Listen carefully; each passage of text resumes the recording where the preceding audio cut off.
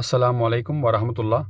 পবিত্র কোরআনের এই আমলটা করুন, আল্লাহ আপনাকে নিয়ামত দান করবে, আল্লাহ আপনাকে ধন সম্পদ বাড়িয়ে দেবে, সুস্থতা দান করবে। সূরা ইব্রাহিম আয়াত ৭ আল্লাহ বলছেন, যখন তোমাদের রব ঘোষণা দিলেন, যদি তোমরা শুকরিয়া আদায় করো তবে আমি অবশ্যই তোমাদের বাড়িয়ে দেব, আর যদি তোমরা অকৃতজ্ঞ হও নিশ্চয় আমার আযাব বড় কঠিন।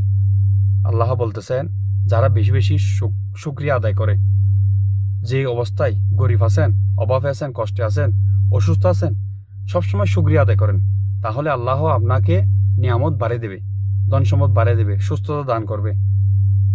তাই যে অবস্থায় আছেন সবসময় বলেন আলহামদুলিল্লাহ।